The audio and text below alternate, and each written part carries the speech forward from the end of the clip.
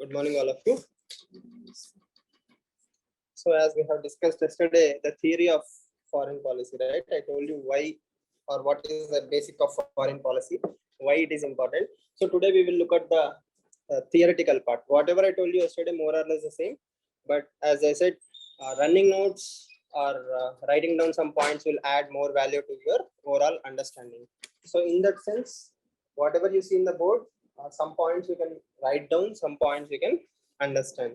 So as yesterday, the first question was, what is the difference between policy and rule and regulation? That was the question, right? So most of you answered saying like policy will have some frameworks. So as saying a general definition is one thing, a definition given by an authority like Shiv Shankar Menon. If you see the third point is a definition of foreign policy as per Shiv Shankar Menon. Now, first of all, who is Shiv Shankar Menon? No idea, right? Okay. Who?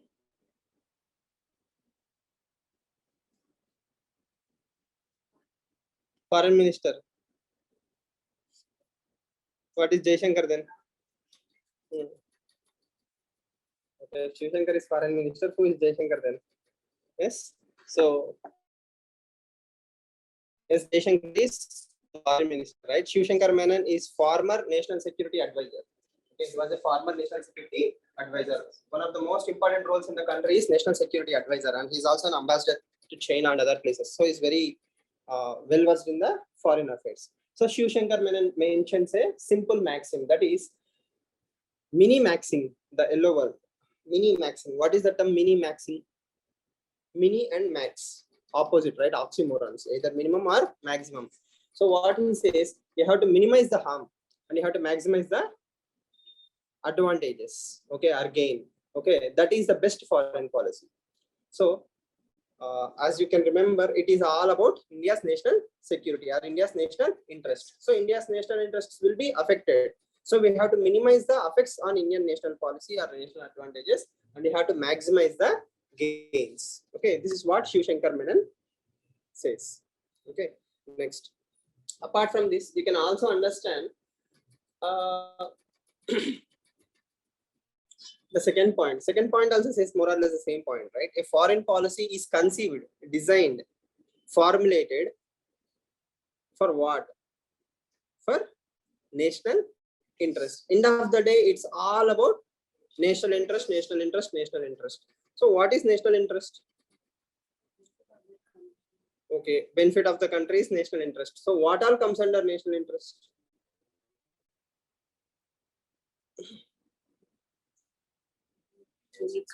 You see, in national interest, okay, one more point you have to understand. The second line is external milieu and conduct of relations with other countries bilaterally and multilaterally.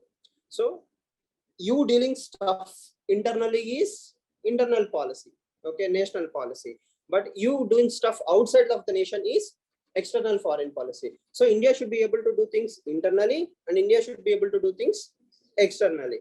So that is the definition of power we have discussed yesterday, right? To get things done. To get things done externally is power. Okay, that can be soft power or hard power. So that is the most important thing. You have to get things done outside the nation, not within the nation. But you cannot force people to do things, right? You have to understand them. You have to help them understand why they are doing what they are doing. That is the most important thing. Okay. Now, before we enter into the scope of foreign policy, one more thing that you need to understand is what is the objective of foreign policy? Why do we need to have a foreign policy? What will happen when we have a foreign policy? As you can see, the first point is again national interest. End of the day, the term national interest will not leave you as long as you're in international relations. Everything is about national interest. Fine. Can you think of any example of national interest?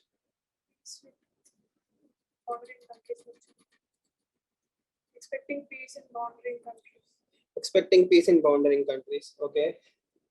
Food, energy, defense. Okay. So first of all, internally I have to be peaceful. Externally I have to be peaceful, right? Only then I will focus on others. See, if your mind is not calm, you won't be able to focus on the class. So I have to be peace internally, and then there should not be any noises in the classroom also. So internal peace and external peace are requisite for you to focus on the class. So for India to focus, okay, the best definition is to become a $5 trillion economy or a $10 trillion economy. India should be a $5 or $10 trillion economy. Then we can call India powerful. So that is my goal, to become a $10 trillion economy. So what are the prerequisites? To protect India from traditional and non-traditional threats. Okay, traditional threats means attack by enemies and all those things. What are non-traditional threats? Any emerging new kind of threats like cyber threats or drone attacks or anything, any kind of new threat is non-traditional threat, whereas traditional threats, all of Naxalism can be called as a traditional threat. Yes or no?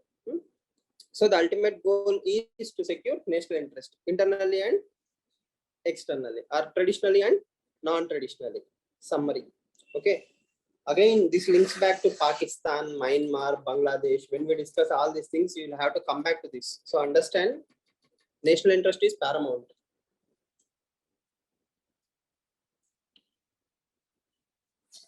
A traditional threat can come from Pakistan. A non-traditional threat can come from China. So no single country will give you all the threats. Different threats will come from different places. Then there are also non-state actors. For example, forget Pakistan, forget China. Let's say there is ISIS, Al-Qaeda. These are called as non-state actors. State actors means Pakistan, China. Non-state actors means terrorist groups. So even terrorist groups can create threat, right? Okay, they also come under the ambit of international security and international relations. Okay, next. The next point is to create external environment. This is a very important dimension. This expands into a lot of questions.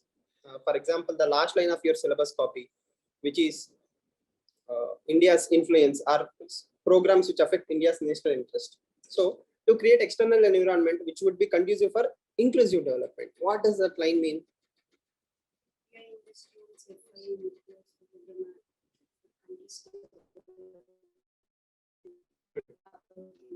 So all of them are outcomes, right? Like whatever you are saying, if FDI has to flow from West Asia to India, first of all, there should be a framework between West Asia and India. That framework is this diplomacy, right? See, the money that flows is FDI. But why is that money flowing? That money is flowing because of a policy. We have to create such kind of atmosphere where India is respected. India is felt like, okay, if I invest in India, it is a stable economy, it is a stable polity, it is a stable country. We can trust India. For example, CPE agreements, comprehensive partnership agreements, or free trade agreements with the different countries. All those things should be done by India. So one of the objectives of foreign policy is to have a voice. World Trade Organization agreements, climate change agreements, everywhere India should have a voice. Next. Then to engage the diaspora. What is the meaning of diaspora?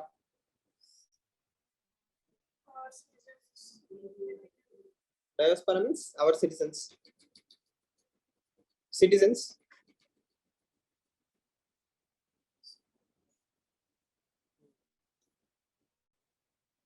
It can be Indian origin people also, right? Like citizen is a technically different definition. So Indian origin people settling abroad. Okay, so that is also diaspora. So anyone with Indian origin will be an asset to the nation. Why? They will work towards the country. For example, a lot of Indians settled in USA, but they will be working for India. Okay, the best example is Israel, Jews. The east coast of USA is dominated by Jewish population. That is why USA and Israel relations are very closer. In the same way, our Prime Minister went to USA. Howdy Modi. There were so many programs he promoted for Donald Trump. He asked indirectly for people to vote for Donald Trump. So that means diaspora will have a lot of impact, weightage. Okay, so these are the basic objectives. So why are we doing the 4 objectives of core? At the end of the day, the summary is national interest. Everything is about national interest. Even if you look at diaspora is working for what? National interest. Nation here is India. So you can literally replace national interest with Indian interest. Wherever you go, either it's Indian interest or working towards Indian interest. So that is the objective of foreign policy. So I hope there are no confusions till now, right? Next, this is important for you to understand the scope of foreign policy. Whatever we have discussed till now is very traditional or laymanish in sense, right? Narrow national interest. But national interest will keep on emerging every single day. It is not fixed. Tomorrow, if somebody has been invented, okay, it becomes India's national interest. Why?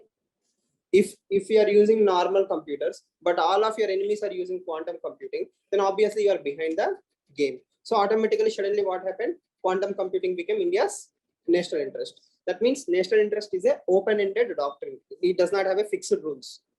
Okay. So if you read the paragraph, what are the things that comes under national interest, right? So political, all of you can understand. Strategic, yes. See, geopolitical means, for example, in Bangladesh, if Sheikh Hasina is there, okay, she is very closer to India, right? So automatically India-Bangladesh relations will be good. If someone in Maldives is pro-China, if the politicians in Maldives are pro-China, then automatically it affects India's national interest. Strategic means location. For example, Afghanistan, Sri Lanka, all these are strategic positions. Economic, you can understand. Yes, for example, Sri Lankan collapse. If Sri Lanka collapses, what will happen? It will affect India, right? If your neighbor is failing, automatically it will become a hub of terrorism. So everything that happens anywhere, socially, politically, economically, it also will affect India, both internally and externally. For example, America has increased the interest rates. What is happening to rupee value? Rupee value is crashing. Rupee crashed like anything, right? Yesterday, rupee reached all-time low, 82 rupees per dollar. Okay, it used to be 60s. Now it is 82. Okay, so why does America's action impact India, and how does that come under diplomacy? Because you have to take care of your exports, imports, trade agreements. A lot of things have to be calculated. So as I told yesterday, politics, economy, geography, international relations, science and technology, everything comes under IR. At the same time, the core objective of IR is national interest. Okay, so scientific and technological advancements. For example, COVID vaccine. If India had COVID vaccine, that is why we were able to do something called as vaccine Maitri. We helped others. If we didn't have vaccines, then what would have happened? We will depend on other nations. Bangladesh was dependent on India, whereas India produced its own vaccines. So we should work towards science and technology. That also comes under IR. Right? Culture. I don't have to explain culture, right? Buddhism. Buddhism is a very popular connect. Hinduism. Most South Asian countries have connect with Hinduism. Recently, we opened a temple in some Saudi Arabia or someplace. Yes, Dubai. Dubai, we have opened a temple. Or White House celebrates Diwali. So that shows culturally also we are expanding, right? International law and new areas, like for example, human rights. In Iran, right now, women are fighting for rights. Okay, technically human rights, right? Like equality, gender equality. So that affects India. Yesterday, India abstained a vote against China in relation to Uyghur Muslims. Okay, so China is suppressing Uyghurs in China, and a UN vote was supposed to take place against China. India abstained from that. So human rights are being violated in China, and India is not saying anything about it. Is it a good thing or a bad thing?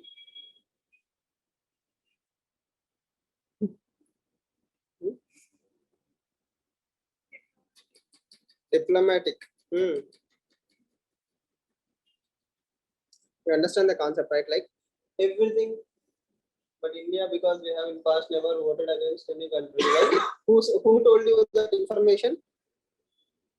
In India voted twice against our own neighbor Sri Lanka against human rights violations in 2010. Yes.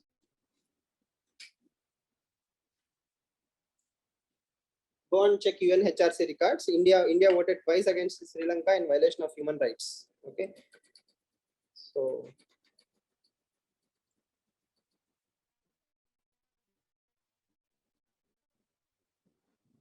You understand the rest of the concepts, right? Like cyberspace, climate change, food security, and transport. So how is food security an issue? Any example? Tell me how health is a topic of scope of international relations. Sorry. COVID virus. Okay. Migration. Is migration a higher topic? Why?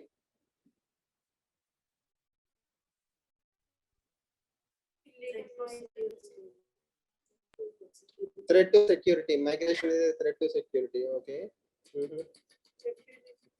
Refugees. Okay. Drugs. Is drug an issue? Why?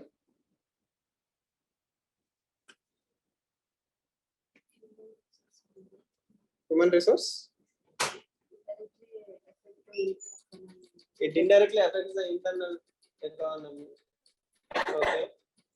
Drugs funding terrorists, not to disturb the silent tension between India and China, internal security issues. Okay. So again, people who live in glass houses should not be throwing stones at others. So we have our own Kashmir issue, right? So there is a huge claim against India that India suppresses minorities in Kashmir. But again, all these things are just propaganda, PR mechanisms. So right now, you can understand that anything and everything that happens in India is India's national interest. From health all the way till education, from money to economy, everything, emerging technologies, new technologies, quantum computing, artificial intelligence, everything is the scope of IR.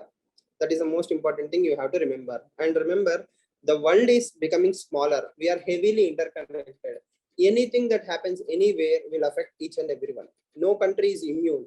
For example, if Russia and Ukraine are fighting, prices have increased. Okay, if Russia and Ukraine are fighting, wheat prices all over the world increased, food is increased, or if prices will affect. Okay, or if Russia is not sending to Germany or European countries, okay, Indian coal prices increase. You have to understand the logic. Okay, India imports a lot of coal. Okay, India though have a lot of coal within the country, but it is not useful. It is not a good grade. It is a substandard grade. Okay, we import good quality coal from outside. Okay, now there are limited sources of coal to import. If Germany is getting oil from Russia, Germany won't require coal. That coal can be purchased by India at a cheaper rate. But if everybody is fighting for the coal, Germany, Australia, India, everybody wants to import the coal, automatically coal prices will increase. That will affect India's energy security. So what happens between Russia and Germany will technically affect India. Okay, right now India is trying to move towards electric vehicles. Okay, all of you know that India is planning to push towards electric vehicles. Tomorrow, if Taiwan, USA, and China are having a crisis, that will affect India's semiconductor business. Okay, so that means the car that you are supposed to get will be delayed. The laptop you are supposed to get will be delayed, or the hardware processor development will slow down. So that means what happens in Taiwan will affect Bengaluru. Okay, that is the interconnectedness of the world, right? So Suez Canal, you must have heard Suez Canal was blocked for 3 weeks by accident, right? So a ship, a huge container was going in Suez Canal. It accidentally turned like this. It was supposed to go vertically, right? It turned horizontally. It is the largest container in the world. It blocked Suez Canal for 3 weeks by accident. For 3 weeks, global trade suffered. That means if Suez Canal is blocked, ports in Gujarat will suffer. Employment in Gujarat will suffer. If Sri Lanka is having an economic crisis, Tamil Nadu will suffer, and migrants, refugees will come. Our trade will also be affected. So like this, you have to understand everything happens anywhere will affect India. Okay, and the last and latest example is Rihanna, singer Rihanna. Have you heard about singer Rihanna? She's a very famous singer. So during the farmers bill, farmers protest in Punjab and all those things, she messaged or she tweeted against India, saying India is not listening to farmers. At global level, it has damaged the reputation of India. So that is bitter diplomacy.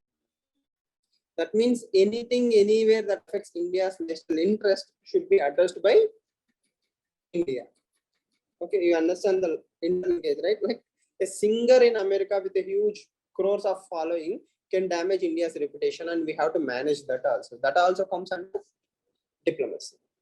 So everything that affects India's national interest is important to India. Okay, and it is ever increasing. It does not stop. Okay. Yes. Are we clear so far? Any confusion? No. There is a word, intellectual property. Yes. This one. Okay. So what is intellectual property? Traditional medicinal values. What is intellectual property? Documentation of someone's knowledge. Documentation of someone's knowledge. Example? Patents, copyrights, trademarks, all these technically are called as intellectual property rights. They are knowledge, right? Intellectual means knowledge. Rights over your knowledge or talent or skill is intellectual property rights. Okay. So how does that come under international relation? Any idea? Like use your imagination. You can always guess, right? Exports, traditional skills. Okay.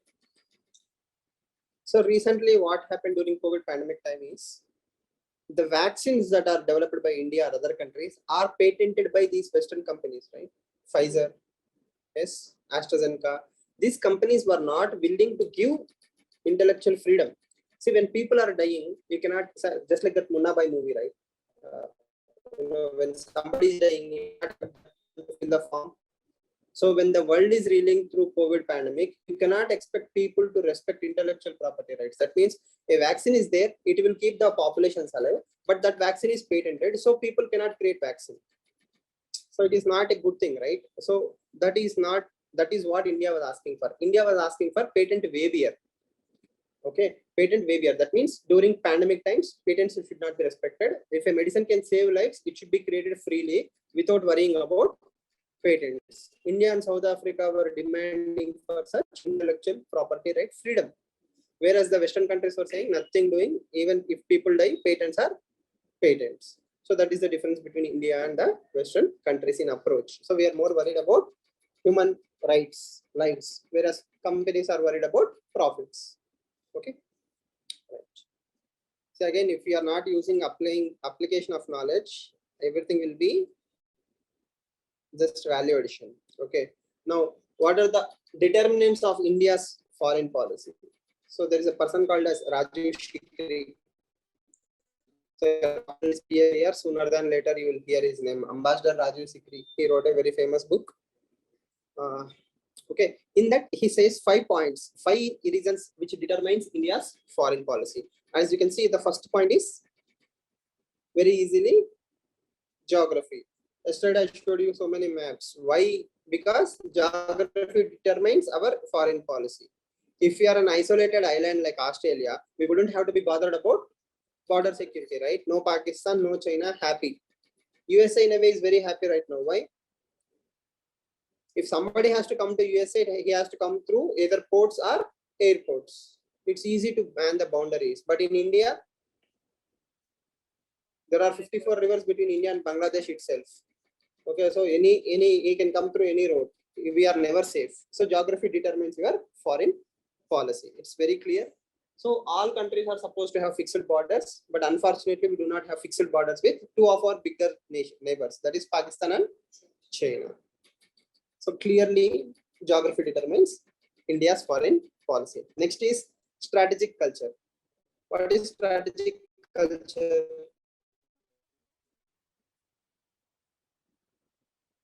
Culture means a value system. Culture is a value system. Strategic value system means where did we come from? For example, I told you yesterday also, India and China both were suppressed by colonial rules or colonial rulers. So once we are free, what do we assume? We should never colonize because we were the victims of colonization. We now know what is the pain of suppressing someone. So that decides India's foreign policy. For example, Vasudhaiva Kutumbakam or colonialism or racism, right? Gandhi fought against racism, apartheid in Africa. So do you think India will be encouraging racism? No. So our past or our strategic culture defines our foreign policy. Vasudhaiva Kutumbakam, Satyam, Dharmam, Ahimsa, all these things are they are part of India's thought process. Do you remember in your lifetime that did India ever say I want to attack a different country, occupy a new land? Have you even heard once by any politician? See, we have a dream of Akhand Bharat. That is a total different thing. That means what was once a India, like Pakistan, Bangladesh should again be India. That is a utopian dream. But normally we never think about occupying Nepal, Bhutan, Bangladesh, Sri Lanka, right? Though they are very small countries, we always respected their sovereignty. In the same way, we are always against colonialism. We were always against racism. Yes. Then we always promoted non-violence. We promoted disarmament. We encouraged peacemaking. So that is India's strategic culture. That means the values, where you come from determine your values. Okay, next. India's requirements and goals. Obviously, yesterday I told you, without money, no country will be respected. So end of the day, every country has to become rich. More powerful means, more money means more power. So what is the goal as of now? As of now, the goal is becoming $5 trillion economy. And the second point in requirement is energy security. What is energy security?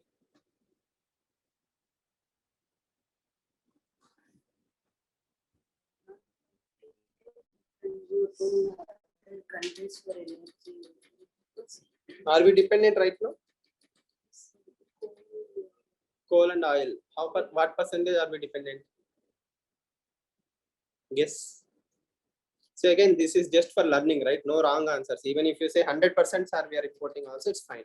10% also, it's fine. 60%, okay. So if India is using 100 liters of coal or like oil, if India is producing 100, let's say, kilowatt of energy, you are saying 60% of it is coming from imports. Any guesses? 40. Okay. Sorry? Okay, why going down? 60, 40, 30, you will say 20? No. 50 to 60. Okay. Even today, 80% of India's energy requirements are met through imports. Okay, that is an official stat. 80% of India's energy requirements are met through imports. That means, especially fossil fuels, coal, and all these things, we are importing 80% of it. You can understand the impact, right? Yes. So that is why we are moving towards electric energy, wind energy, solar energy, because we want to reduce our energy dependency. Yesterday I told you Russia. Somebody was mentioning that Russia has oil. So that is exactly explanation I gave you, right? Sooner than later, we have to move away from energy dependency on Russia. Right now, we are buying oil from Russia because it's cheap, or else we have better alternatives like Iran. Okay. So energy security is a very, very important dimension, because when you discuss with Bangladesh, Bhutan, Sri Lanka, every country, we again discuss energy security. Even West Asian countries, we need oil. Okay, Tapik pipeline, we need oil. Myanmar, energy security. So on and so forth. Next one, global and regional challenges. Okay, you need to understand a small definition here. I will show you a quote by Jay Shankar. He says, India is not, okay, a swing state or a balancer state. We are a state of our own. What is a swing state? Swing means something in between, right? Okay, it's like a pendulum. If I'm swinging towards North Pole becomes powerful. If I'm swinging towards South Pole becomes powerful. Like in the sense, if India is with China and India together are very powerful. If India and USA are closer, India and USA are closer. So that means India is the deciding factor. If India is closer to USA, automatically USA becomes even stronger. If India is closer to China, it becomes, so normally the middle powers are called as swing states. But that is kind of insulting, right? Why? We want to become a pole of our own. We want to become a multipolar world, right? We want to be a powerful country like China or USA on our own. We don't want to depend on someone to become powerful. We should be powerful on our own. That is Atmanirbharata. Yes or no? Self-reliance. Okay. So that is what he says. But a leading state, India is not a swing state, but a leading state that wants to be a powerful voice in global high table. That means if tomorrow people have problem, they should either talk to India, China, or USA. Yes or no? Or if India needs something, it should get things done on its own. It should not call Russia, please tell Central Asian countries to talk to us. Or we should not say Afghanistan, if you need something, tell Pakistan, Pakistan will tell us. We should be directly be able to call Afghanistan. Such kind of powerful voices should be there. That is important. Okay. 4B. Did I tell about 4B yesterday? 4B point. Did I talk about 4B yesterday? No? Sure. Try to understand the essence. I will tell you 2 words. Now it will make more sense. Multi-alignment, strategic autonomy. Yes or no? 4B is nothing but multi-alignment and strategic autonomy. See, what is that point saying? India must leverage its strengths. Okay. Diversify foreign policy options and remain alert and flexible. What is the meaning of the word flexibility? Flexibility means if tomorrow Russia starts attacking Ukraine again, we should be able to blame Russia. We should not have a rigid position. If Russia is doing bad also, I'm supporting Russia. If Russia is doing good also, I'm supporting Russia. That is not flexibility, right?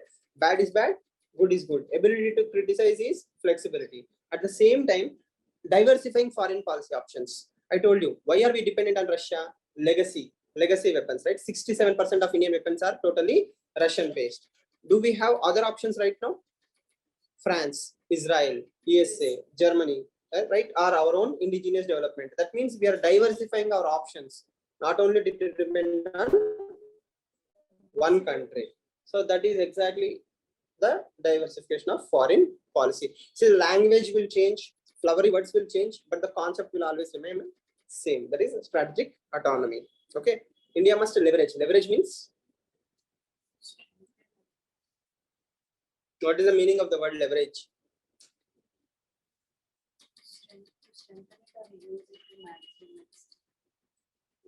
Strength it.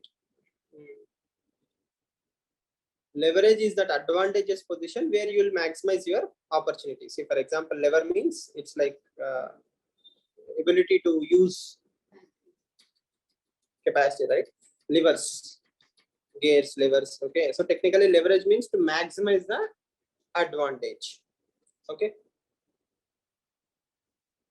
so the summary is, whenever we see an opportunity, our foreign policy should be able to change. For example, if Israel is willing to give us drones, we should take Israeli drones. We should not be hanged.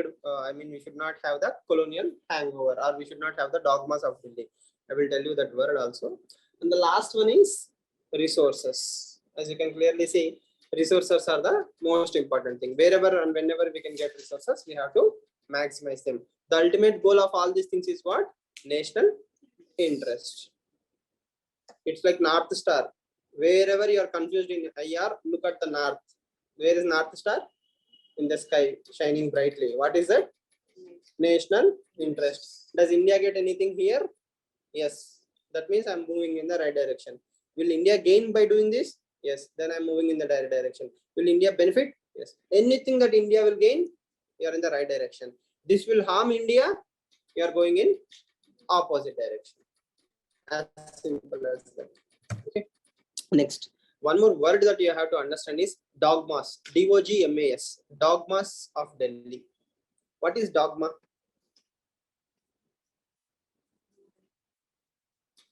What is normally the meaning of the word dogma?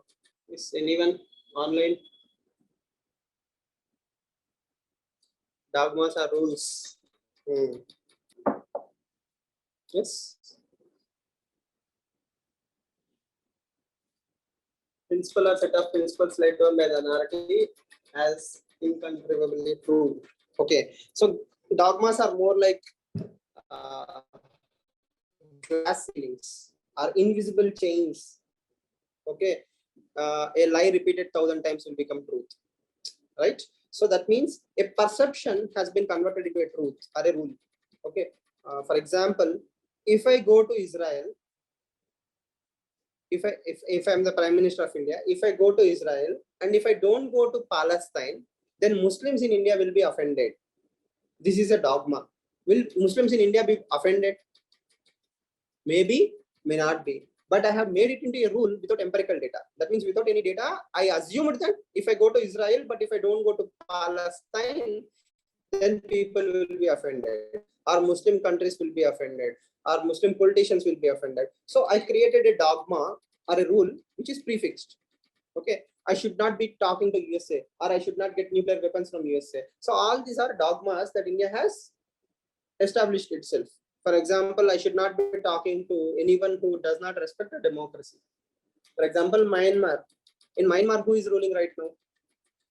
The military. The military has overthrown a democratically elected government, and the military has become the de facto ruler. So we have a dogma that whoever does a military coup, we should not be talking to such people. These are all called as dogmas. And in diplomacy, you mention the capital name. For example, Islamabad, Dhaka, New Delhi, Washington. So you say that dogmas of Delhi means in the capital, that is, there are bureaucrats, and the bureaucrats have certain dogmas, and these dogmas are affecting India. So when I say dogmas of Delhi, that means it's a negative thing for India. The best example is, I told you, right? Israel Palestine dogma. Till 2014, we had the dogma. Okay. Then Prime Minister Modi came and said we should overcome the hesitations of histories. Okay, and break the dogmas. Okay. He followed a concept called as de-hyphenation policy. De-hyphenation. That means he separated Palestine. He separated Israel. He is not attaching Israel and Palestine. He's saying Israel is separate, Palestine is separate. So if as a Prime Minister I go to Israel, but do not go to Palestine, it's okay. I'm not affecting anybody's interest. I'm talking to Palestine separately. I'm talking to Israel separately. Because we have done this in 2014, we were able to achieve something called as I2U2 in 2022. Okay, so if that means if we do not break the dogmas of Delhi, probably we wouldn't have achieved success with Israel. So you'll understand all these things over a period of time. Why am I telling you this? Because strategic culture also will have negative thought process. Okay, ahimsa is a good thing, but at the same time, Lord Krishna also says compassion is important, but compassion on wrong people at the wrong time is even more dangerous. So ahimsa or non-violence is only as good as a particular point, but after a point you should not be tolerant into himsa, right? You should stand up, you should stand back, you should not keep on taking. Okay, that is the breaking of dogmas of Delhi. If you say peace, peace, peace, okay, if the other person does not understand peace, then what will we do? Okay, I think it was George Orwell who said, if Gandhi was born in a different era, for example, let's imagine the Britishers are there. When Gandhiji protested something, Gandhiji was thrown in the jail. After a time, he was released. Okay, what if Gandhi was born in, let's say, hypothetically, North Korea or Nazi Germany? Someone will come and kill him. Then what happened to his peace? Yes or no? Gandhi is only as good as his opponents. That means they respected his non-violence. They arrested him and released him. But what if they just vanished him? Then, okay. So depending on the situation and circumstances, you have to adapt. That is the important thing. Okay. Please remember the classification, if not the points, at least the side headings. This is what you write to yes. Okay. Geography, strategic culture, requirements and goals, global and regional challenges, and lastly, resources. These are the things that determine India's foreign policy. Who gave this? Shikri. Ambassador Raja Shikri. Okay. So yesterday I told you, I hope you remember, how many stages are there?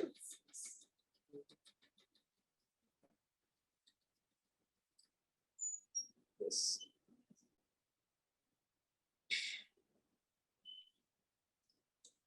there are 6 stages of India's foreign policy. Now you remember the words, right? Each and every word. Will tell me the meanings. No? Yes.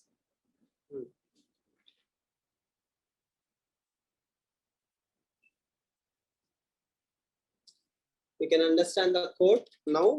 Read the quote by Dr. S. Jaishankar in the highlighted box.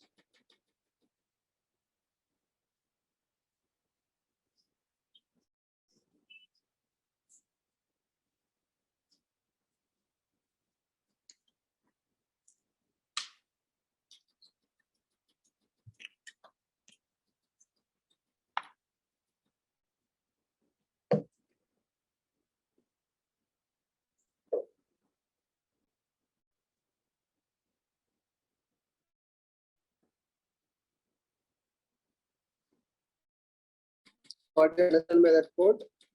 You can try. Again, as I said, there is no harm in trying.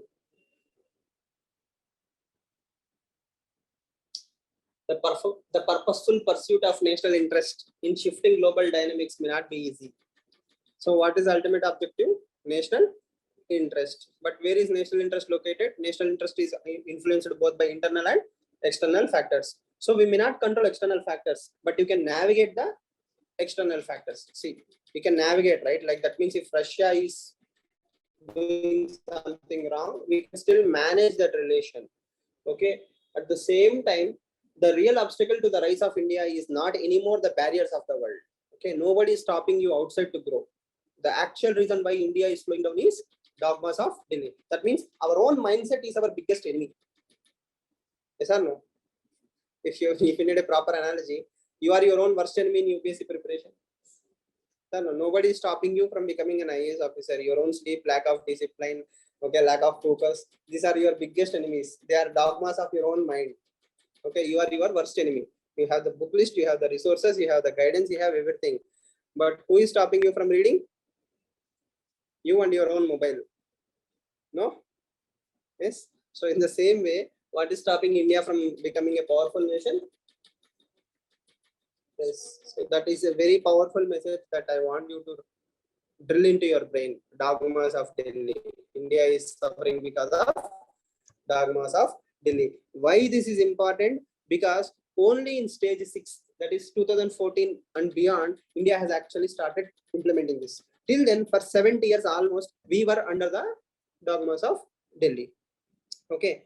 But again, remember, there is no smoke without fire. If a dogma is created, there is some reality to it. Okay. But not entirely. There probably are Muslims who will be offended that, you know, at least politicians, Muslim politicians, Islamic nations, which will be offended if India is not going to Palestine. But that is only 20%. Looking at the 20%, we should not generalize all the 100% population, like everybody will be offended. Okay. There are times where you have to offend people. How can you satisfy everyone all the time? It is not possible, right? Even Prime Minister Modi cannot satisfy everyone. Yes. So if we can satisfy 50% of the population, the other half of will be happy. If he says industrialists have to pay taxes, poor will be happy. But who will be sad? Industrialists. If he says industrialists should pay less taxes, who will be offended? Political parties will be offended. That means whatever you do, somebody somewhere all the time will be offended. So you cannot worry about this all the time. Okay. So that is an important lesson. Now, quickly recollecting whatever we have discussed yesterday, the same points. Non-alignment, see, timeline, stage 1, 2 and 3 are under stage 1, 2, 3 are under bipolar world.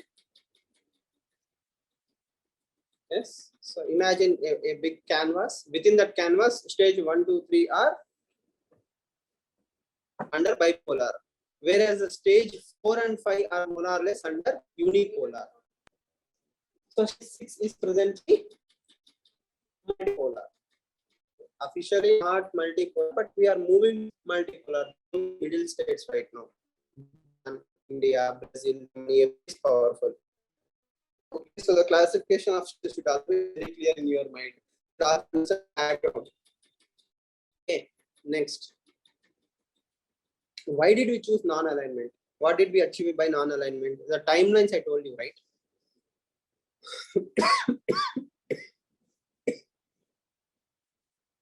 So what is the importance of the first one? Bipolar world. Okay, either you are with USA or with USSR. In 1947, what was the condition of India? Did it had a proper IITs, IIMs? Do we have ISRO? Do we have educated population? In 1947, just then we came out of the colonial bondage for the first time in 200 years. Okay, and recently we have seen one of the largest communal riots in the world. 1947. Yes or no? Partition, communal riots. Around 10 lakh people have died. Okay. In contrast, for example's sake, around 2,000 people have been killed in Gujarat. If 2002 is the worst memory in the recent times, it's only 2,000 people. Whereas partition, it's around 10 lakh people. We can imagine the size of communal riots, the hatred in the society. Okay. And we had so many princely states. We were not united. Mysore was separate kingdom. Hyderabad was separate kingdom. We didn't have the patriotism. We didn't have MS Dhoni, right? So we don't have the national feeling. We didn't have a properly elected democracy. People were poor, illiterate, hungry. Yes, you can understand all kinds of evils. That means in 1947, India was in the worst possible situation. We did not have a proper full army under Indian control. IAS was still ICS, Imperial Civil Services, right? So that means even the politicians were not able to understand how or what made India India. Okay. During that stage, we had to beg for food, we had to beg for money, we were dependent. Okay. You understand how bad things were, right? Okay. At that time, India had an easy choice to make. That is to align with somebody powerful. For example, if I was in a very bad place, somebody is coming, probably America, right? India is a democracy, USA is a democracy. USA would have given us a lot of money. We would have been best friends, right? But then India decided, even in that circumstances, that I will not join your group. Just because you are powerful today, that does not make you correct. Okay, so that is the importance of non-allied movement. It's based on principles and values. Okay, it had a certain romanticism with it. That means it was idealism. That means we assumed like we will be powerful soon, or we don't need to join any groups, we can manage, so on and so forth. There was some idealism. And there was also a concept called as Asian solidarity. Asian solidarity. That means India and the Asian countries. Okay, except Russia, India, China, South Asian countries, Indonesia, all these countries during 1 or 2 years gap got independence. So Pakistan recently got independence, India got independence, China got independence, Indonesia got independence. So Nehru and others assumed, or mostly Nehru assumed, Asian countries will come together, we will form one batch. Why? All of us are victims of same master, or same colonial masters. Now that we are free, we can join hands and we will become powerful. So this was the illusion that India was under from 1947 to 1961. So that is the context of bipolarity. That is why we promoted non-aligned movement. Okay, and then finally the wake-up call came in 1962. In 1962, what happened? China attacked India. So what is so special about that?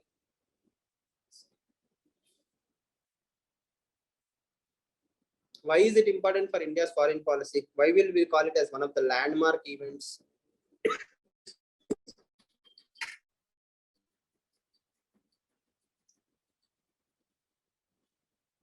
From 1962 to 2022, the Indian psyche, that means Indian mindset, has been shifted to subordinate mindset. That means in Asian geopolitical hierarchy, China is number 1, India is number 2, other countries are below India. So if Asia is a kingdom, who is number 1? Who is number 2? What about the rest?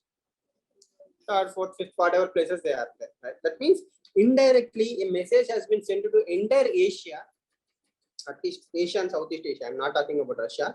Asia and Southeast Asia, that there is only one dominant power in the Asia and Southeast Asian region, that is China. So that psychological damage that has been done to India is still there.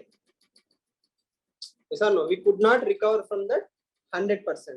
Not only that, at bilateral level, we did not have a proper diplomatic dialogue with China.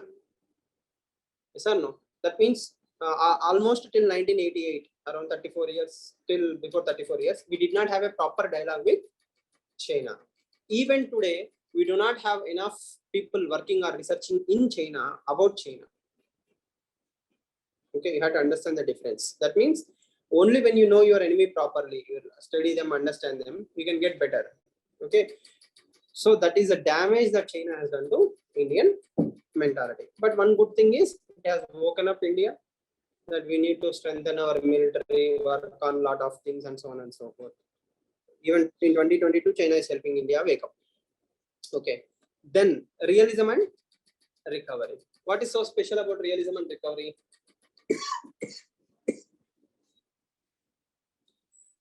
Instead of saying, I will totally not join any group, I will be idealistic, even if China attacks us also, non-violence, satya, ahimsa, dharma, we decided to join hands with Russia.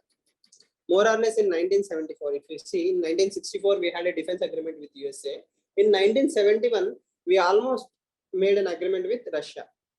Okay, that means India has unofficially given up on non-allied movement. We are joining groups. So we took the help of Russia to liberate Bangladesh. Okay, so China was not a player then. China is not in the scene after 1962 till 1988. China does not come into the screen. Okay, remember the simple story. In 1970s, I told you yesterday, Bangladesh liberation came. USA, Pakistan was on one group. USA was helping Pakistan. So at that time, India took Russia's help. So the moment we took Russia's help, can we call ourselves as non-aligned? We technically aligned with Russia. Okay, and that benefited India. So that is the meaning of the word realism and recovery. So because we aligned with Russia, we had our own strength. Okay, in between we defeated Pakistan by 65 and 1971. So that gave boost to Indians. Okay, fine, we are not that bad. If China comes, probably we can handle China also. So that is what India is. But still the background is bipolar world. Still we had USA and USSR. The biggest change is India and Russia became closer. 1971 is the landmark time. Then, as I said, the tilt towards USSR started in 1970. Even today, the tilt is there. Okay. And you can see the third point, which is very strange, right? USA, China, and Pakistan. They are one group of friends. Like USA, China, and Pakistan. They are one group of friends which are threatening whom? India. Who are actually closer? India and Russia are closer, whereas those three countries are closer. In 2022, who are closer? USA and India are closer, whereas Russia and China are again closer. Again, India and China are also closer. So it's a very strange relationship, right? Like things keep on changing. But one thing is, India is still friends with all the three. India is friends with Russia, India is friends with China, India is friends with USSR also. Right? And the major landmark events in 1991 are the collapse of USSR and the economic crisis in India, balance of payment crisis. What happened in 1991? Balance of payment crisis. After that, what was our response? We opened our doors to the world. Okay, India opened the gates. That is liberalization, privatization, and globalization was allowed into India. If today India has a lot of software companies and all those things, that only started in 1991. That is the importance of 1991. So from 1991 onwards, India became a powerful economy. Okay, money-wise, we became stronger. Did I tell you the sizes of economy in 1991? Indian economy and Chinese economy?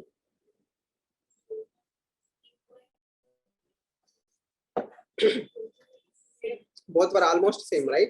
India was $320 billion economy, whereas China was around $390 billion economy. So only $70 billion gap was there between India and China in 1990s. That is how close we both were.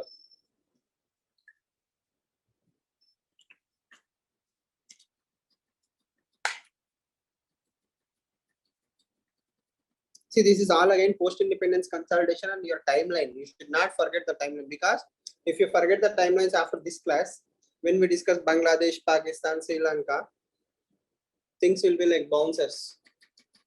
It will go on. Class in one direction, our understanding in other direction. No. Who was Prime Minister in 1974? When did emergency happen? When did emergency happen? 84. She died in 84, right? 75 to 77 technically, right? So you need to understand two things. One is the timeline of Indian domestic politics. I'm not entering into politics because literally whatever the stages you are looking at, the same stages, Indian politics also severely affected India's foreign policy. Yes or no? Two things. If we are not stable internally, how will we focus externally? When we are worried about our own prime minister, who will become prime minister, which government will come, which government will collapse, how will I focus on long term? Right now, prime minister have 300 plus seats. He do not have to worry about any political party, right? He will say, I'm doing this, he will do that. Okay, but imagine he has taken the help of, let's say, a minority party. Imagine MIM had 30 MP seats or 40 MP seats, and MIM helped BJP came into power. Okay, do you think then he would have been totally free to deal with Israel? No, that means domestic politics will affect international relations. So 1991, who was prime minister in 1991? So we are talking decades, like 3 bullet points. 1970 to 1990 is like 20 years. One of the worst period of Indian democracies. Emergency happened, coalition governments happened. PV Narasimha Rao was the prime minister. So it's called as Rao Manmohanomics.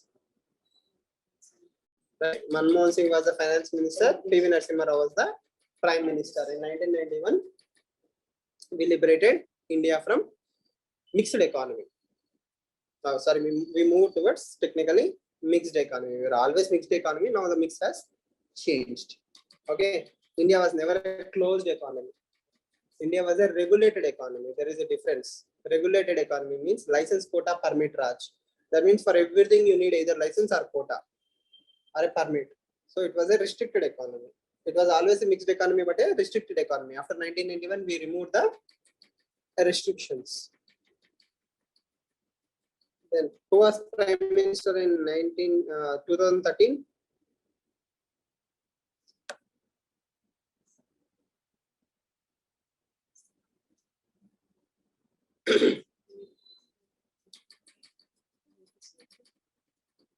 Manmohan Singh. So from when to when he was the prime minister of the country? 2004 to 2014, technically, Manmohan Singh was the prime minister. So before Manmohan Singh, Kalam was president. Abdul Kalam is president. Okay, Vajpayee, very good. So 98 to 2004, technically, Atal Bihari Vajpayee was the prime minister. So if you understand the chronology, it makes more sense to you.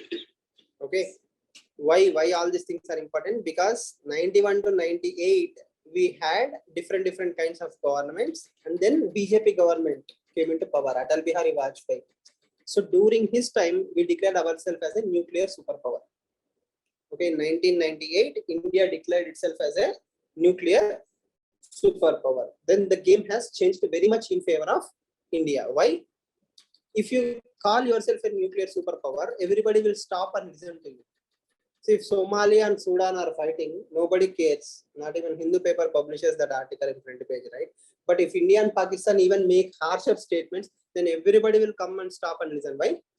There is a threat of nuclear war. Why is everybody interested in Russia?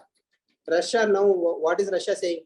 If USA does not come to the discussion table, I will launch nuclear weapons. I will launch nuclear weapons. That means nuclear weapons is like a mic to call the rest of the world. Listen to me more carefully, or I will drop a nuclear bomb. At the same time, both Pakistan and China had nuclear weapons. India was the middle country which did not have nuclear weapons. In 1998, the deficit was removed. Okay. And at the same time, we started expanding towards different countries. In 1990s, for example, if you look at the timeline from 91 to 98, we started negotiating with countries which we never negotiated. Okay, so BJP government tried to focus on Look East policy, West Asia policy, nuclear weapons, USA. That was the time when Chandrababu Naidu, S.M. Krishna, and all these people were inviting Bill Gates, what was his name? Bill Clinton, all these people came to India, Microsoft came to India. So you understand the boom, right? Like that means that was a golden period where India actually started focusing on outside its own. Till then it was constrained by dogmas of Delhi. Okay. And the advantage of 91 is I opened up my economy. Now I needed business. So now what is the purpose of opening a shop and not calling the customers? Right? So India opened its economy. It wanted software companies, industries to come to India. This is the most important stage of India's foreign policy. This is like foundation to whatever we are now. If today India is like this in 2022, the foundations were laid from Vajpayee and Manmohan Singh. Okay, both Vajpayee and Manmohan Singh, both the prime ministers, have done a fantastic job laying the foundation. One made sure that we have nuclear power. The other made sure that we had a nuclear deal with USA. So the first point you see that 1, 2, 3 nuclear deal with USA 2008. That is the single major difference between India and USA, or whatever India is today.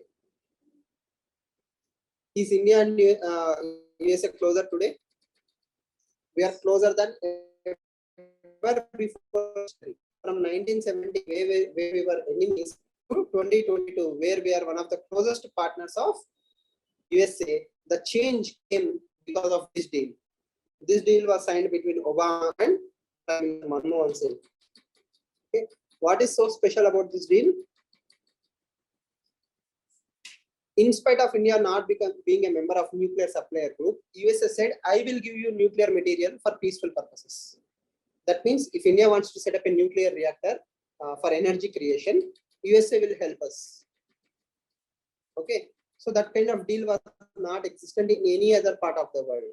So in 2008, two things happened.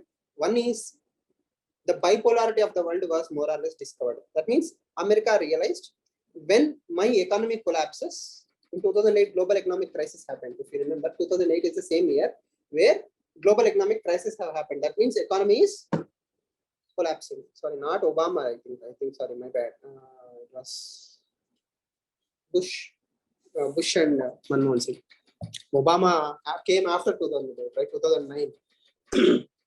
So what was the thing? Global economic crisis started in 2008. So when USA was coming down, China's rise was happening. So 2008 to 2015 is the time where USA was slowing down. Who was rising? China was rising. At that time, we made this deal and we made sure our friendship with USA is stronger than ever. For understanding sake, this is as good as 1971 India-Russia deal. In 1971, what happened? India-Russia made a deal and that friendship stayed forever. In the same way, in 2018, India and USA made a deal and we started becoming closer and closer. How do we know that we are becoming closer? After this, so many agreements have been made between India and USA that made us defense partners. Okay, so the technology which USA was refusing to give to any other country, it gave to India. Agreements, it signed with India. The diplomatic ties, the political ties. In a lot of ways, it clearly shows that India and USA are becoming closer. Okay. Then, not only this, we also have created multilateral forums. For example, BRICS. Multilateral forums means, again, this has nothing to do with the IR, but with economy more.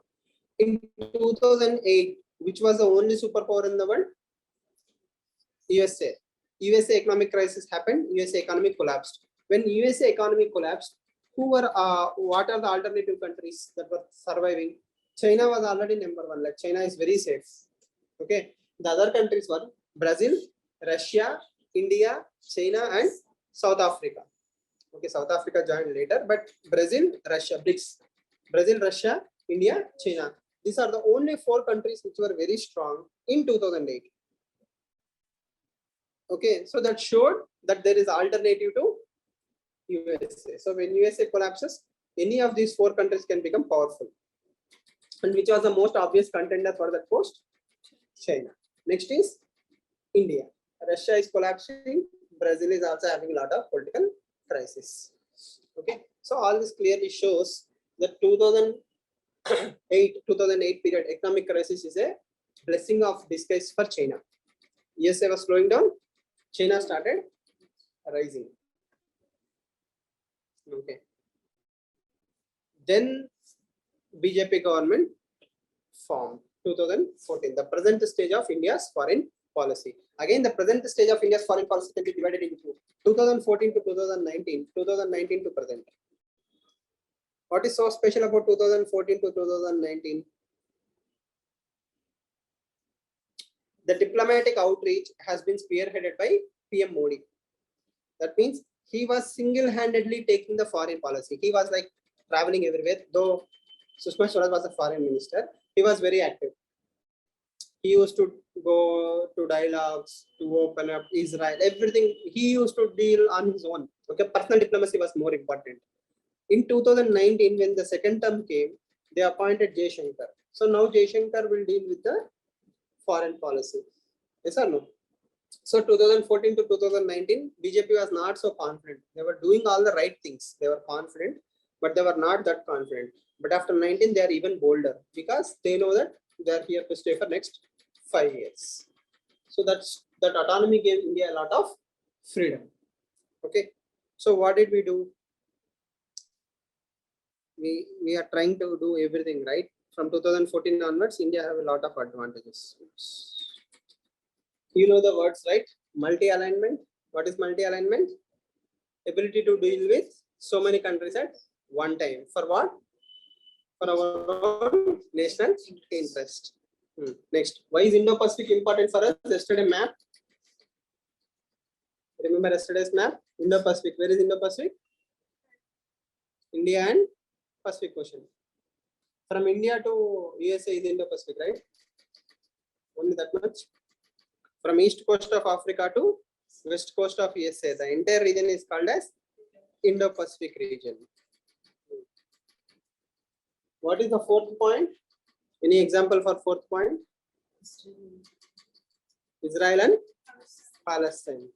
That is exactly the same question that UPSC asked in prelims. The dehyphenated policy you hear in the news is related to India, Pakistan, India, China, Israel, Palestine, North Korea, South Korea. The answer is Israel and Palestine. What is hyphenation? Hyphenation is a small dash. D and hyphenated are there's a dash, that is hyphen, right? So when you hyphen, that means you are linking. Dehyphenate means you are breaking them. Okay. And issue-based cooperation, use of hard power. What is hard power? Military action. Any example? Liberation of Bangladesh is a good example of hard power. Any recent examples? Surgical strikes. Surgical strike against Pakistan, right? That is also an example of hard power. Okay. So as you can see, these are the 6 stages of India's foreign policy. The timeline is very, very important. You will appreciate this very nicely when you complete your internal security and economy classes. Okay. So at that time, you'll post-independence also, because you need to understand which prime minister did what, or which prime minister was very influential for India. Right now, just understand the basics. And you can see the last quote. The quote is, India has moved from non-aligned past. India is today a aligned state. Aligned to what? Aligned based on issues. Again, the approach is towards national interest. Anything and everything that happens is towards national interest and national interest only. So when you write answers, make sure you mug this up chart and you dump the points. For GS paper 2, this is like a bit more than what is needed. You don't even have to write all these things. Okay, for GS, if your option is not PSIR, you can directly write whatever Raja Mohan is saying. Okay, but to understand what Raja Mohan is saying, this will act like a foundation.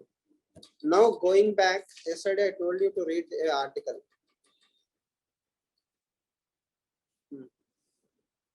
Is India a bind in relation with Russia?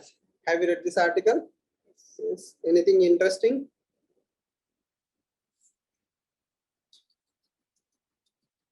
Nothing.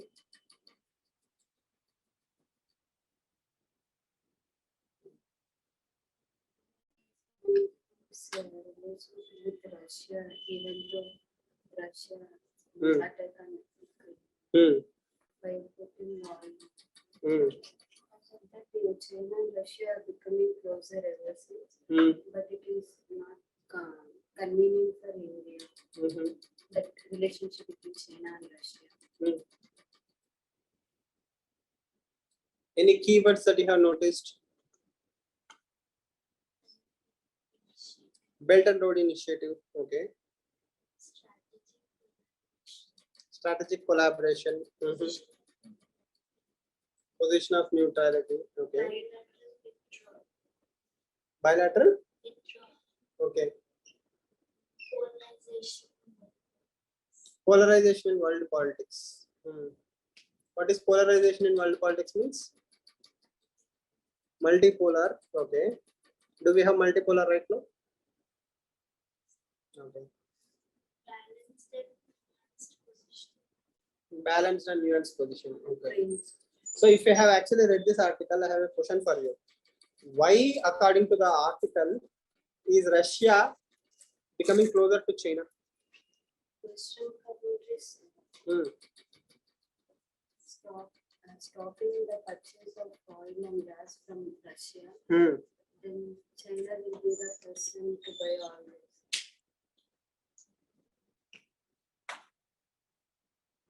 Was that mentioned in the article? Why Russia and China are getting closer?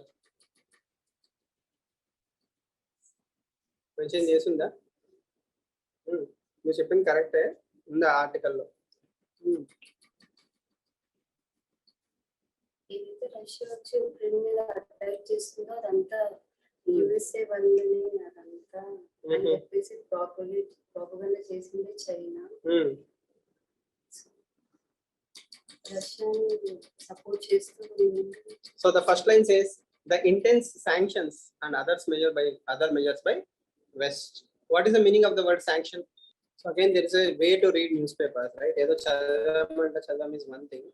The other one is understanding the context. For example, he says Russia and China are partnerships without limit. Okay, that is a very important line. Partnership without limits. So, do partnerships have limit? Normally they have, right? Okay, but what is so special about Russia and China partnership? It says partnership without limits. Now, why is this important in this article? You have to understand the concept of NATO. How does NATO work? NATO is a umbrella alliance. That means if you are a small country under the umbrella of NATO, okay, there are around 20 countries. Assume there are around 20 countries under NATO. If I attack any one country, it is assumed that I have attacked all the 20 countries. So if NATO is a grouping like USA, European Union, all these countries are under NATO. Okay, so NATO is a invisible umbrella. So what happens if I attack any one country within NATO, then it is assumed that I have attacked all the 20 countries. So who is one of these 20 countries? It is USA. So now imagine Ukraine is there. Okay, this new U is Ukraine. If Russia is attacking Ukraine, if Ukraine becomes NATO member, who is Russia attacking indirectly? Russia is attacking USA. So that is where when Ukraine said I will also join NATO, immediately Russia started attacking Ukraine. Why? As of today, USA and NATO members are separate. Ukraine is separate. Where is Russia? Russia is here. So if tomorrow these groups become one, then it is impossible to attack Ukraine. Why? If I attack Ukraine, it is like I am attacking USA. Right now, Ukraine is not a member of NATO. Ukraine asked to become a member of NATO. Okay, so this is the reason why Putin is attacking Ukraine, right, left, and center immediately. Because if tomorrow it joins NATO grouping, that's end of the story. Okay, and the problem is when USSR was broken into small nations, around 14 small nations, NATO promised USSR that we will not expand NATO. We will not expand NATO. USA promised NATO that we will not expand NATO. Then it exactly did the same. It broken the promise. It crossed the line and it came closer and closer to Russia. In 1991, we promised that we will not cross this line. No new members will be joined in NATO. Actually, more members joined NATO after 1991. So that is a clear threat to Russia's national interest. Yes or no? So that is why Putin believes that we have to attack Ukraine. Okay. Now Russia and China are saying we are partnership without limits. What does that mean exactly? Indirectly, it means Russia and China are one, just like USA and NATO countries. Okay. If tomorrow USA decides to attack Russia, it is attacking indirectly whom? China. So will USA dare to attack China? Attacking Russia is one story. Attacking a $16 trillion economy is one more story. Yes or no? And both of them are nuclear powers. And both of them are heavily armed. So combined, they are very powerful. Okay, individually they are okay. Not weak, but okay. You get the point, right? So that is the meaning of the word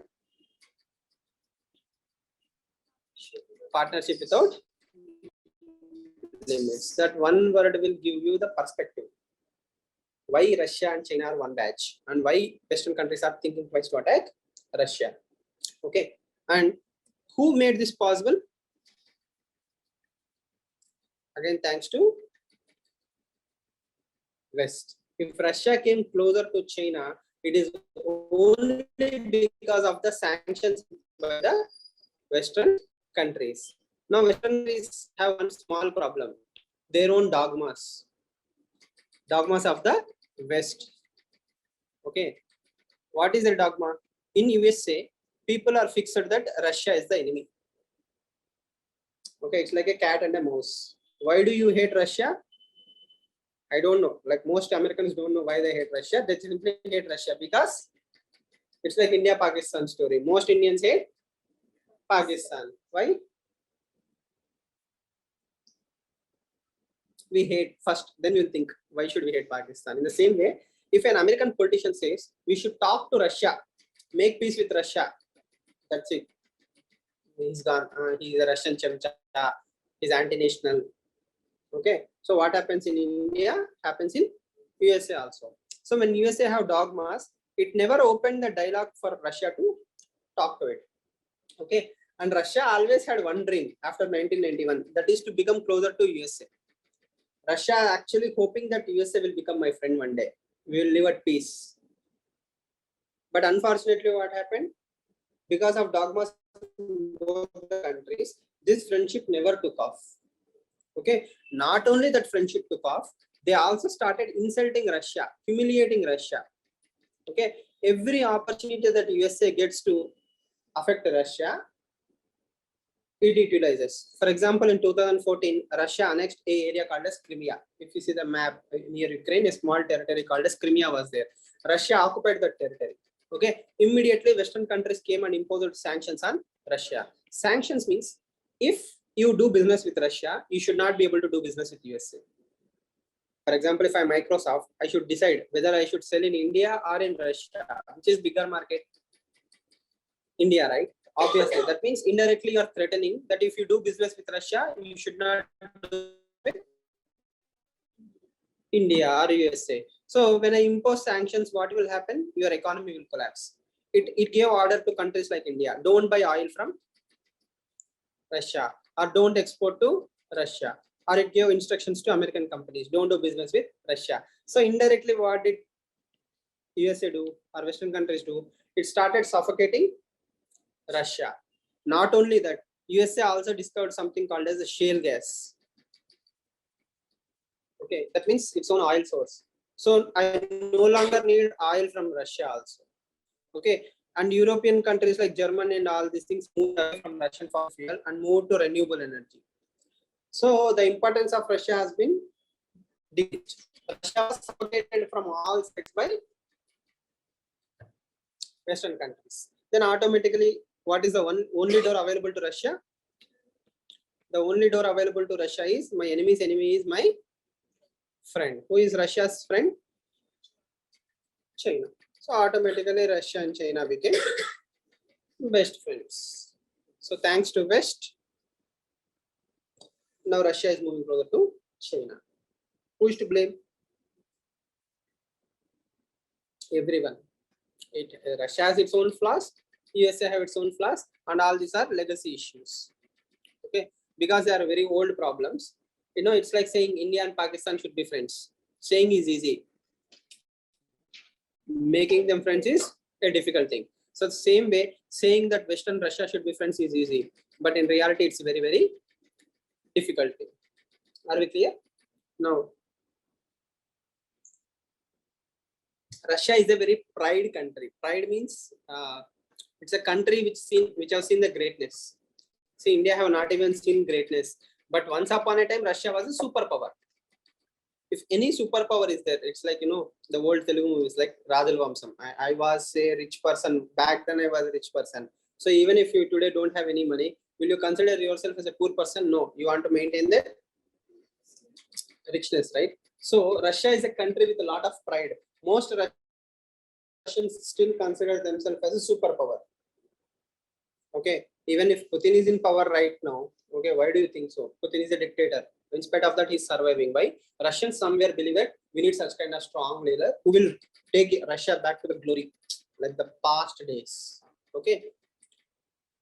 In that sense, do you think such a country will be happy to be called as a vassal state of China or a colony of China? In this article, there is a line. Okay, it says Russia is number 2 to China. Indirectly, it's a consensus that China is dominating Russia. China is using Russia. See, Russia was forced to desperation by whom? West. Okay, Russia was forced to desperation by West. Russia came closer to China. So now who is using Russia? China. How? Through Russia, Belt and Road Initiative goes all the way through Europe. Okay, through Russian oil, China is getting benefited. Cheaper oil, China is getting benefited. Chinese employees are working in Russia. So everywhere Russia's advantage is being used by whom? China. Do you think Russians are happy with that? Russians are not happy. Russians are no fools, right? Russians know that China is using Russia because of weak position of Russia. Russia is desperate and Russia needs help. The only country which will help Russia is China. So China is exploiting Russia and Russians are observing this. But the very first option they get to make friendship with USA, they will take that because Russians don't want to be a colony or number 2. Russians don't want to be one more Pakistan, right? Yes, Russia is no Pakistan. Russia wants to be an independent country like India. It wants to be Atmanirbhar Russia or powerful Russia. It doesn't want to be a number 2 Russia. As of now, Russia is going through a bad time. So that is why Russians are listening to China. Okay, but the very first opportunity that Russians get to free from China, they will do it. So we should not believe that Russia and China friendship is permanent. Okay, things will change when dogmas of USA will break, or dogmas of Russia will break, or probably when Putin dies. Okay, a new ruler will come and he will make some sense to the world. Okay, maybe like the Gorbachev. Okay, so people might start talking to what? Russia and USA. Then things might get better. Okay.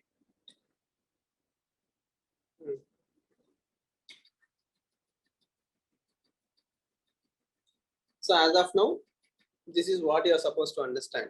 Russia and China are in this moment very close because of West. West is forcing India and China to, Russia and China to become closer.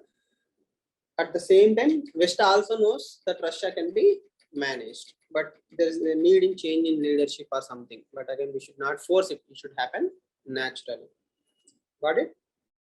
Now, what is the advantage of India in all these things? It's a wake-up call for India, right? If you observe relations, we clearly understood how dependent are we on Russia. So what is the first lesson that India understood? We should not buy weapons only from one country. We should diversify. Second, we should create our own weapons. Of weapons should happen. We should stop our dependency on Russia.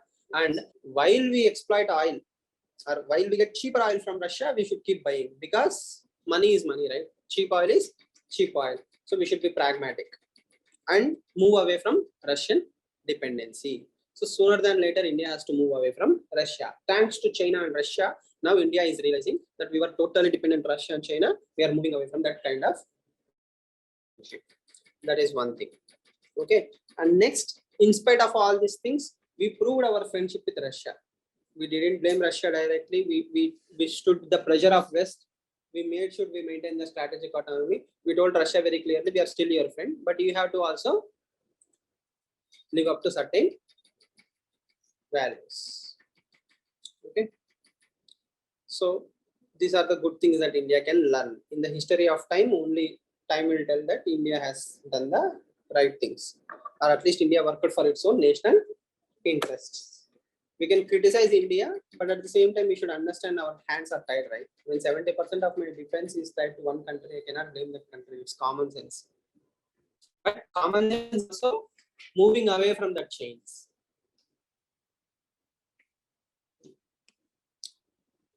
Slowly, you will understand the importance of international relations. Last topic of the day. Very simple, right?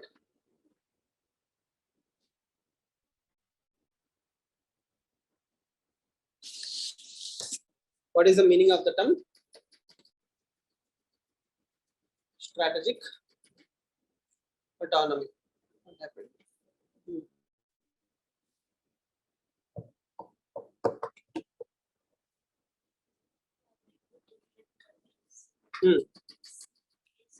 Based on our own national interest. Summary is national interest. First of all, I should have national interest. So what did Prime Minister Modi say when he went to Shangri-La dialogue? In Shangri-La dialogue, he mentioned the quote, "Our partnerships are stronger and growing. It's a measure of our strategic autonomy." That means India is making strong friendships with a lot of countries. We are good friends with Russia. At the same time, we are also equally good friends with USA. That is very strange, right? Yes or no? So that is the power of strategic autonomy. Next, as it says, we should not be constrained by other states. For example, right now, we are not blaming Russia, but there is a lot of pressure from Europe and USA to blame Russia. Did we blame Russia? No. In spite of the pressures, we withstood the pressure and did what is good for India rather than what is good for Europe. So that is the best example of strategic autonomy. Why do we need strategic autonomy? The 4 points. The most important thing is to balance China. We need Russian weapons, we need USA weapons, we need Japanese help, we need Chinese investments. So we need everything. At the same time, we have to balance China. If we join any one group, then we won't be able to do all these things. Okay. Next, national interest again. Changing global order.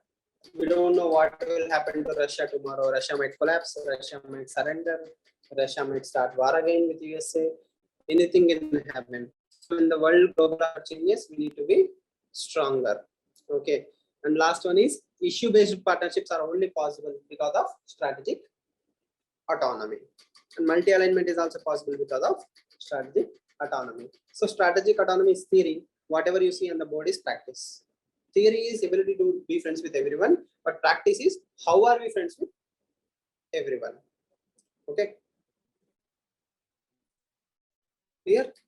So as you can clearly see, the stand of Dr. Jaishankar is explicit. He clearly mentions this. What does he mean? India does not need to choose a side. India is a side of its own. Yes or no? I'm not on USA side or I'm not on China side. I'm on India side. India is a side on its own. That means India is a multipolar power. India is a power on its own. India has a capacity of its own. So India should be dealt with its own capacity.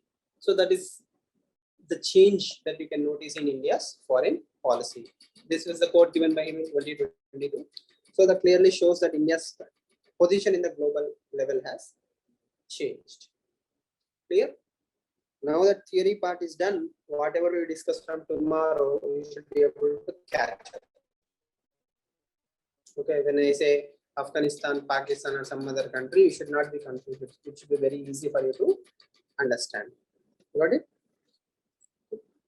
The core word is national interest. That's all you have to understand. And whatever we do is for India's national wealth. And we have changed. We have changed it from 2014 onwards. Clear? And when you read newspapers, make sure you understand themes in the right perspective. Any questions? No, nothing to ask. Understood everything? Or everything is a bouncer? Online, anyone? Okay, then if you don't have any questions, we'll continue the discussion on Monday, right? So tomorrow is off. So we'll see you all on Monday.